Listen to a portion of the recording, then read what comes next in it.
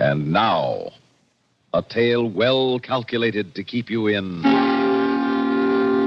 suspense. I only ask the place and time enough to give some small meaning to the meaningless and point to having lived. Listen now to 2462, starring Lawson Zerbe, and written especially for suspense by George Bamber. I woke up on the floor, shivering. All my clothes were gone. It was like a nightmare I had dreamed many times before and dreaded coming true. At first, I thought I'd awakened in my own room, that somebody had taken all my furniture as well as my clothes. But then I realized it wasn't so much a room as it was a cube. An empty, sterile cube with luminescent walls that hummed with a soft blue-green light. I jumped up then and threw myself against the walls trying to find a way out. And there was none. No door, no window, not even a ventilation tube. I banged on the walls and screamed, but no one answered me. Nothing but the smooth plastic blue-green walls that hummed with the electric current in them, that gave them light and air and death. I slumped back down to the soft foam plastic floor of my cell, afraid to admit to myself where I was, and squeezed my eyes tight against the walls because I was afraid I was going to cry. Just then, the wall in front of me slid back on its tracks, and in the pale light of the corridor, I could see a large, shambling man in prison coveralls with a 9-digit number tattooed on his forehead. What do you want? Follow me. He turned his back on me and stepped on the moving conveyor in the corridor. I stumbled after him because I was afraid to be alone. And I had to know what was happening. Where are you taking me? No talk. Follow me. I could tell by the steady movement of his jaw and the dull, faraway look on his face that I could question him all day, and it wouldn't do any good. He was chewing Tranquil gum, and the effect of that stuff lasts for a week. I could scream at him, and it wouldn't bother him. Nothing would bother him unless I tried to escape. I knew where I was now. There could be no doubt of that. I rode behind my silent guard, up and down what seemed like endless corridors, past row on row of cells just like the one I had left. Some of them had their reverse scanners on. That means you could see in, but the prisoners couldn't see out. Some of them were sitting in the middle of their cube, staring at nothingness. But most of them were slumped on the floor, asleep, kept that way by somnogas, a gentle gas that kept the inmates unconscious and manageable until their cases came up. I knew one day I would wind up here. And here I was in the most scientific, escape-proof termination center in the world. In here. The guard stepped off the conveyor in front of a heavy chrome door marked courtroom and pushed a button. I moved through the doorway like a schoolboy called upon to recite. The room was not much bigger than the cell I had left, and as empty. A lieutenant sat behind a desk. His plastic bars gleamed at me brightly from his shoulders. I heard my guard close the door behind us, and then I noticed that one wall was completely covered with the sleepy face of a computer. Sit down. Sit down. I did as I was told on the only other piece of furniture in the place, a small three-legged stool in the middle of the room.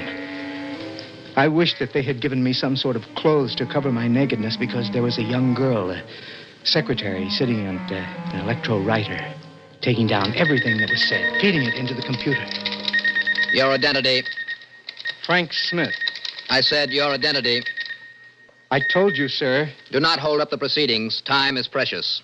You were issued a combination serial, social security, and telephone number that was imprinted on your forehead at birth.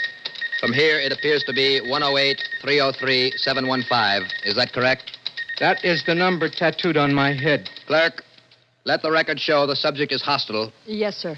Let us proceed. Case of the People versus 108-303-715.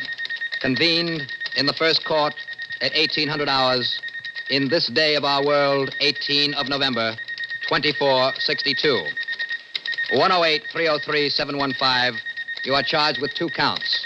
1, writing non-productive literature, and 2, wasting government time. How do you plead, true or false? I don't understand. Have you or have you not written poetry? I'm a clerk in the Space Department. True or false? False. I have here some 100 pieces of doggerel. I shall read a portion of one. See if you recognize it. In my treeless, greenless office, mid the bustling mad despair, I hunger after exile from the chrome and filtered air. Well, It's not a very good poem, is it? did you or did you not write this poem? True or false? I hardly see... Answer, true or false? False. Account, then, for the fact that this poem was written on your electro typewriter. There are millions of electro writers. As you may or may not know, each electro writer has its own characteristics, as individual as fingerprints. An expert has identified this poem as coming from your machine. I can call him in to testify if you like. There are 2 ships. I'm not the only one assigned to that machine. You are not only a poet, but you are a very stupid one. Every electro writer imprints the date and hour of transmission. In every case, the poems were written on your machine, while you were supposed to be sitting at it doing the invaluable work of the Space Department. What have you to say? What can I say? You are charged with 2 very grave counts in this court. Writing non-productive literature and wasting government time. How do you answer? How else can I answer? Guilty. 108-303-715. You insist on imposing on this court concepts of legality as ancient as 1962. In this court, subjects are neither guilty nor not guilty. They are simply productive or non-productive, social or antisocial. I repeat, are these charges against you true or false? Answer one or the other. False. Very well. Clerk, Yes, sir. signal the judicial computer that all facts and considerations of this court are now at hand. And submit the subject's work record, fitness report, sanity estimation, IQ, cooperation quotient. I watched, like a sleepwalker, as the lieutenant handled the thin, punched, and tabulated cards that were the history of my life. I watched with a gambler's fascination as one by one she fitted them into the monster's mouth, and the lights blinked and flitted across its face, digesting my life and worth on Earth, and estimating in hours and minutes how much longer I would be permitted to stay. Suddenly, I realized the computer had stopped. The lights across its face were dark. The machine's mouth spat out a thin red plastic card, and the girl handed it to the lieutenant. Number 108-303-715. It is the decision of this court that you are no longer essential or desirable to life on this earth. What? On the 343rd day of the year 2462, you will be taken from your cell to the Division of Agriculture for processing. No. Your corporal body will be reduced to its basic components. Oh, no. And your existence on Earth will be terminated. No! Oh, no, no, no. No, in God's name, give me another chance. It is the decision of this court. You can't condemn a man to die just for writing a few lines of poetry. Not for writing a few lines of poetry, for being a poet. If you were a scientist or an engineer, we could afford to overlook these recessive characteristics in your personality. Forgive the writing of a few lines of doggerel. But you are not a scientist or engineer or even a mathematician. You're a clerk in the Space Department.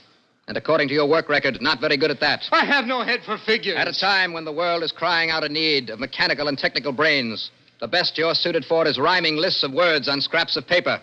Can you possibly imagine that in I our stood society we could looking allow at the young man who was a lieutenant.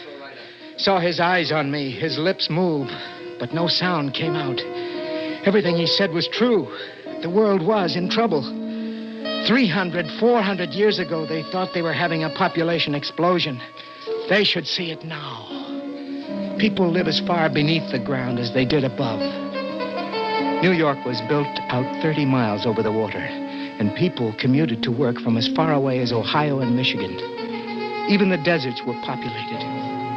It took mathematical and technical brains just to keep it all going, not to mention the problem of finding new worlds in space. It must be apparent that even if you had some mechanical ability for the service and repair of computers, machines... I could try to learn. But you have no mechanical ability. Your aptitude tests show that. Well, just give me a chance to learn. There is no time.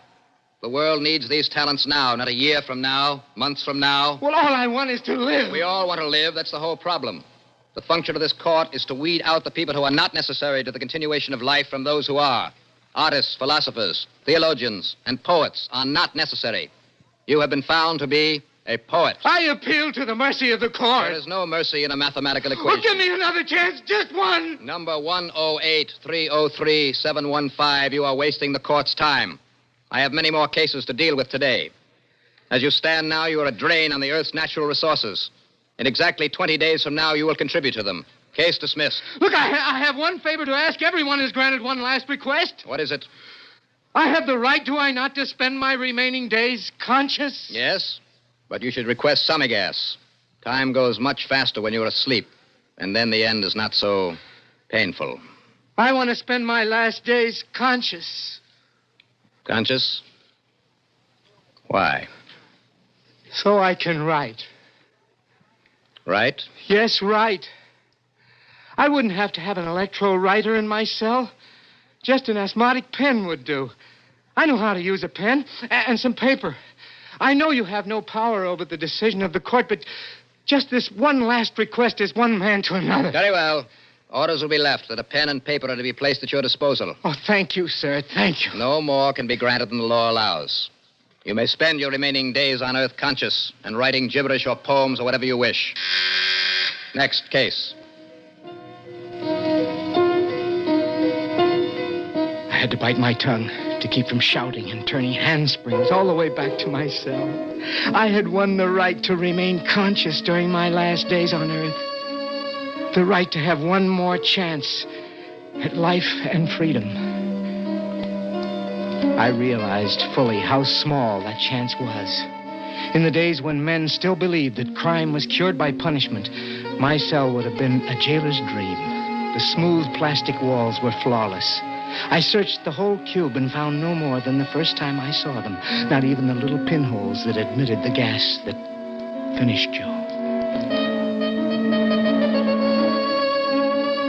I had hoped to dig under the soft foam rubber plastic on the floor with the point of my pen, but I dug at it and couldn't even scratch it. For what must have been 5 days, I studied the prison routine in hopes of jamming the door and overpowering one of the guards. But it was impossible. Once a day, the wall was rolled back and food was tossed in, wrapped in electroethylene, and then rolled back again before you could get to them. It was impossible to wait near the wall because the guards could see you waiting there and would not open it until you were well back in the center of the cell. On what must have been the 10th day, I began to have hallucinations. People began to appear in my cell and chat with me. People who had long since been dead. To stave off madness, I picked up the broken stub of my pen and began to write feverishly. I wrote a poem to the girl I had seen once when I was 14. And then I wrote about the last blade of grass I had seen. I wrote faster and faster until I was completely wrapped up in the joy of writing. Writing about all the things I could remember. Until I lost all track of time, of place, and then... Oh, no. No, it isn't time. I still have 20 days left. Oh, 20 days, he said. Quiet, son. You still have 2 days to go. Well, then, what do you want? To talk. Mind if I come in? It's your prison. He didn't come all the way in, but stood in the door, out of sight, off the hall, but blocking my way. He was a very old man with mottled parchment skin. His prison coveralls hung on him like elephant skin. Oh, who are you? I'm the night duty guard. What do you want? Oh, just to talk. I've never seen you before. Oh, but I've seen you. Every night I've been looking over your shoulder, reading the things you write. I hope you enjoyed yourself. I did. I haven't read any new poetry in 50 years, since the computers came in. You've got away with words. Thank you, sir. That's all right. There's one poem you wrote night before last. I wonder if I could see it again. Which one, sir? The one about a man's going to die and doesn't know why. Oh. You mean this one? Yes. Yes, that's the one. Would you mind reading it for me? My eyes tire easily. Okay. In the monumental silence of a long and pointless strife, I'm pained at my reluctance to let go this last of life. I only asked the place and time enough to give some small meaning to the meaningless and point to having lived. Yes, I like that. How would you like to get out of here? Are you crazy? No, Nobody leaves here alive. guards do. But I'm not a guard. You could be. Oh, now I know you're crazy. You could be if you put on my clothes, my uniform. That wouldn't do any good. They'd still recognize me by the number on my forehead. That's what gave me the idea. Look at your number and look at mine. 108, 808, 715. Only the 8s are different. Yes. We could take that pen of yours and make your 3s look like 8s. But you're an old man. I'm young. They'd recognize the difference immediately. No, they wouldn't. The only one who sees me is the guard that relieves me, and he's unhappy, Gum. The only thing he looks at is my number. As long as that's right, he's happy. He couldn't tell you what I looked like if his life depended on it. But why? I don't know why. Maybe I just like poetry. Maybe it's because I'm going to die anyway. Look at me. I'm 110. Yesterday, I read where they're going to start eliminating everybody over 102. It'll probably be law before the year is out. But that's still a year to live, maybe more. A year of what? I can't smell anymore. My taste buds are gone. My hands and feet are always cold. That's not the real reason, is it? No. No, it isn't. Then what is? I have a granddaughter about your age. Beautiful girl. She used to write and paint some when she was young. Of course, we had to discourage it after the computers came in. You know, it just would make me feel good to know they hadn't stamped out the genes for poetry completely. I hate to live in a world where you don't get anything more than what comes blasting in at you over the telecommunicator. Well, what do you say? Are you willing? I'm willing, if you are. Oh, good. Now, listen carefully. He sat up most of the night, explaining his job to me, cross-questioning me to be sure I remembered it right. His job was simple, mostly just pushing buttons. The difficult part would be finding my way out of the huge prison without looking like I was groping and getting off the overhead rail at the right stop to find his daughter's home. Finally, when he was convinced I had it right, he left, promising to change places with me the following night. I was almost afraid to believe him. The hours of what was to be my final night on Earth crept by. The day had been bad enough, but the night was worse. 100 times I decided the night was over, that it had all just been a sadistic trick by the old man so he could watch the agony of my final hours on Earth to pass the time. I was just about to beat against the walls and scream when... Quickly, help me out of these coveralls. I thought you wouldn't come. I had to wait till just before the end of the watch so you'd have the best chance of escaping. How much time do I have left? About 20 minutes. The day guard will be coming to relieve me soon, so hurry, will you? Where's your pen? Here it is. Hold your head still while I change these 3s to 8s. All right. Yeah. Remember, stay on the overhead rail until you get out of Arizona. My daughter is the next stop after that. Okay. There, you're finished. Goodbye. I don't want to say... Don't say anything. Say goodbye before I change my mind. At best, courage is a quicksilver thing. Goodbye, old man. And thanks. Quick, close the door. I did as I was told, raising my hand to break the circuit. And I watched the old man smile at me at the control board and take up his position in front of it. The clock on the board said 10 minutes to 5 in the morning. 10 minutes before I would be released. How's it going? Huh? I said, how's it going? Everything quiet? Fine. I recognized him as the guard that was supposed to relieve the old man. For a minute, I was afraid he recognized me when his eyes drifted across my face. But then they flicked up to my forehead, checked my serial number, and he resumed his steady, quiet chewing. I came in a little early. You can never tell about the overhead rail when it's going to get jammed up. Yes, I know. Things are a mess. What's that? Trouble in cell number 84. See the flashing light on the board? Yes, I better turn it off. Cell 84. That was my cell. The one I just left.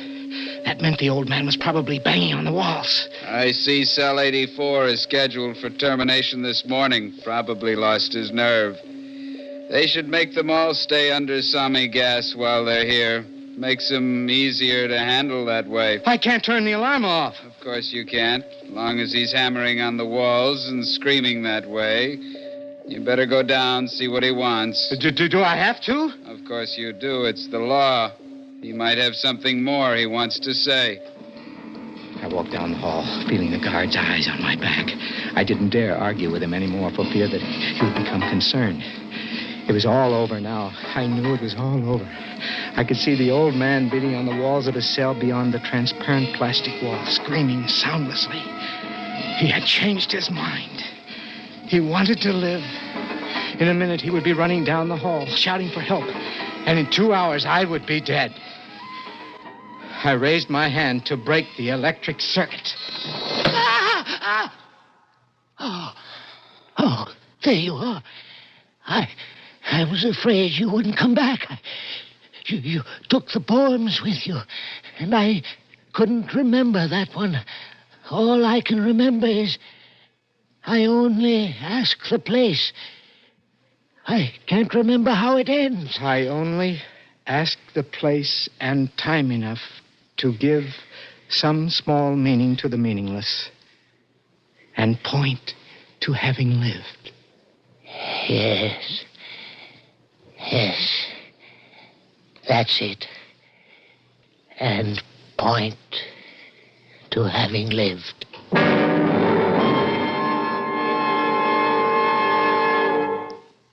Suspense.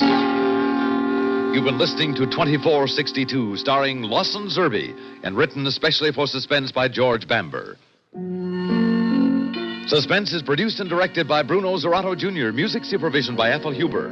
Featured in tonight's story were Robert Randall as the lieutenant, Bob Dryden as the old guard, William Mason as the young guard, and Rosemary Rice as the court stenographer. Listen again next week when we return with Please Believe Me, written by Ben Kagan. Another tale well calculated to keep you in suspense. They're the most. Bing Crosby and Rosemary Clooney weekdays on the CBS Radio Network.